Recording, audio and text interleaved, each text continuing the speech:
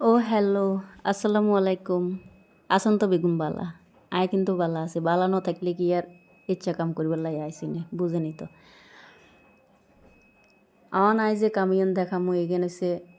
গ্রামের মানে ধানের মৌসুমের এখন কাম ধানের কাম আরে মানে অন ধান আইছে ব্যাকের ধানের কাম করে বেগুনে ধানের কাম লই ব্যস্ত আছে ইন্দি জয়ে ইন্দির ওই দূরে তুই বুঝেনি তো কিচ্ছা কাম করে একটু লোকাল ভার্সন দেওয়ার চেষ্টা করেছি আমি যেহেতু ফেনীর মেয়ে আমার ভালো লাগে মাঝে মাঝে আমার লোকাল ভার্সনটাকে আমি ইউজ করতে চাই কারণ আমার লোকাল ভার্সনটা আমার প্রিয় একটা ভাষা তো যার কারণে আমি মাঝে মাঝে ইউজ করি যেহেতু আমার ভাষাটা সবাই বুঝবে না সে কারণে আমি স্কিপ করে যাই তবে মাঝে মাঝে আমি এটা শেয়ার করি আর এখন যে কাজটা আমি ভিডিওতে ধারণ করেছি উপস্থাপন করার চেষ্টা করেছি বা দেখানোর চেষ্টা করেছি সেটা হচ্ছে গ্রামীণ একটা খুব গুরুত্বপূর্ণ একটা কাজ এটা হচ্ছে ধানের মৌসুমের ধানের কাজ বলতে পারেন তো কাজের ফাঁকে ফাঁকে মানে গ্রামের মানুষগুলো যে সমস্ত কাজগুলো করে থাকে একটু একটু খাবার খায় গল্প করে আমিও সেই কাজটাকেই উপস্থাপন করার চেষ্টা করেছি তুলে আনার তো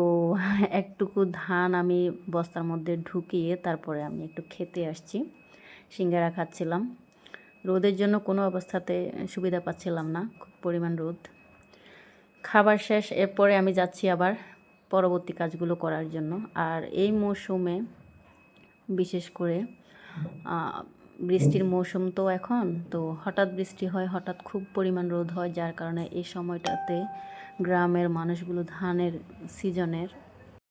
ধান আসলে সবাই অনেক বেশি পরিশ্রম করতে হয় কষ্ট করতে হয় কারণ শুকানোর জন্য রোদে দিতে হয় আবার হঠাৎ বৃষ্টি আসে আবার ধানগুলোকে স্তূপ করে বা যাতে বৃষ্টিতে না ভিজে তার জন্য ব্যবস্থা নিতে হয় তো আমিও সেই কাজগুলোকেই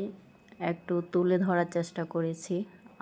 আমি কিন্তু মোটেও অতটা কাজ করি না করতে পারি না তারপরেও যেহেতু ভিডিও করছি বাড়িতে গেলে একটু হেল্প করি এই আর কি তো এই ধানগুলো অনেকটা শুকিয়ে গেছে যেহেতু বারবার বৃষ্টি আসছে সেগুলো এখন আপাতত ভিতরে নিয়ে যাওয়া হবে যার কারণে এগুলোকে আমি এখন বস্তার মধ্যে ঢুকাচ্ছি আর এই সমস্ত কাজগুলো দেখতে যতটা ইজি মনে হচ্ছে আসলে কিন্তু অতটা ইজি নয় অনেক অনেক বেশি হার্ড ওয়ার্ক এই সমস্ত কাজগুলোতে করতে হয়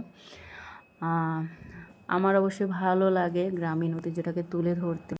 আমি বরাবরই বলে থাকি আর যখনই বাড়িতে আসি তখনই আমি গ্রামীণ ঐতিহ্যগুলো যখন যে কাজটাই পাই সেই কাজটাকেই আমি একটু তুলে ধরার চেষ্টা করি আমার ভীষণ ভালো লাগে তো এই যে দেখতে পাচ্ছেন আমার এখানে একটা বস্তা আমি ভরাট করে ফেলেছি অলরেডি এরপরে এটার মুখাটা বাঁধতে হবে তো সেই পর্যন্ত অবশ্য আমি দেখাবো না এখন কিন্তু প্রচুর পরিমাণে রোদ আর খুব পরিমাণ ঘামছি আমি আর আমি যেভাবে ঘামছি এভাবে কিন্তু সবাই ঘেমে থাকে রোদে ঘেমে পুড়ে এই কাজগুলো করে থাকে আর সেইখান থেকে যে চালগুলো উৎপন্ন হয়ে থাকে আমরা শহরে বসে সেগুলো কিনে খেয়ে থাকি অনেক পরিশ্রমের ফল কিন্তু এটা আজকের মতো আল্লাহ হাফেজ।